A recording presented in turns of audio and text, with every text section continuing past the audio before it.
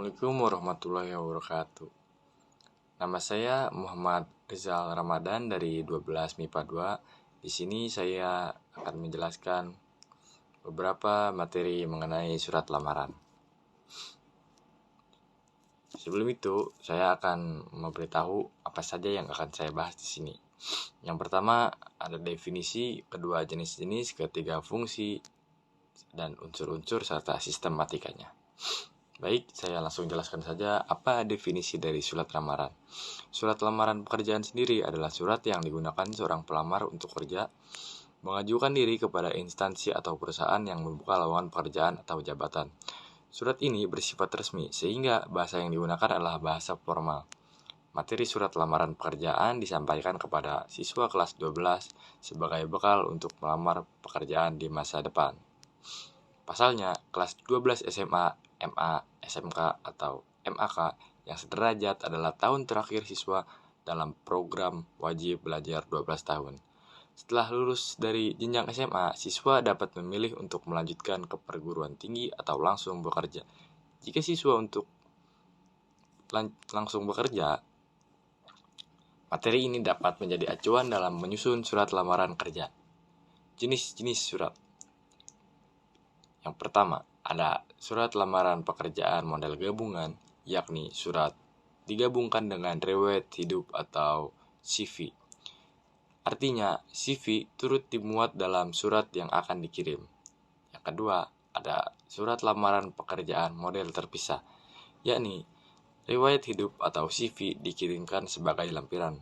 Model ini lebih banyak digunakan oleh pelamar karena karakter dalam surat tidak terlalu panjang.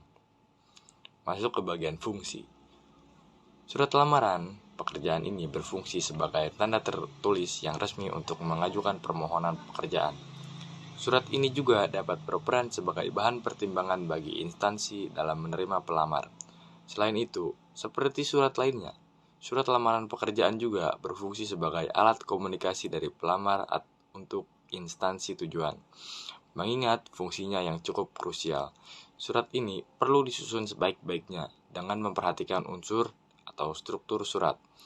Berikut adalah unsur-unsur surat lamaran pekerjaan. Yang pertama ada tesis atau pernyataan umum.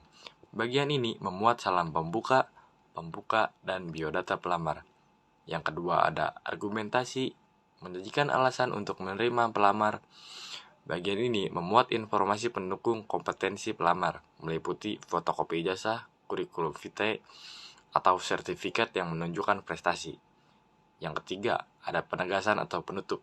Bagian ini membuat harapan pelamar, salam penutup, nama, dan tanda tangan pelamar. Masuk ke bagian sistematika. Yang pertama, dari bagian sistematikanya harus ada kepala surat, dan diikuti tempat dan tanggal penulisan surat, salam pembuka, tujuan surat lamaran pekerjaan, lampiran persyaratan dari instansi, penutup surat, dan yang terakhir ada tanda tangan dan nama terang pelamar. Dalam mengawali surat, pelamar perlu menyebutkan sumber lamaran dari mana informasi lowongan tersebut didapatkan. Sebagai misal, pelamar mendapatkan informasi lowongan dari sosial media instansi. Dapat menuliskan, sehubungan dengan informasi lowongan pekerjaan di sosial media instansi A pada 7 Agustus 2023 bahwa terdapat lowongan untuk posisi staf pemasaran. Melalui surat ini, saya mengajukan lamaran pekerjaan di perusahaan Bapak atau Ibu. Selanjutnya, pelamar perlu memperkenalkan diri diikuti dengan data diri lengkap, meliputi nama lengkap, tempat dan tanggal lahir, alamat lengkap, nomor telepon, riwayat pendidikan, kemampuan, hingga riwayat pekerjaan. Posisi yang dituju juga perlu disebutkan dengan jelas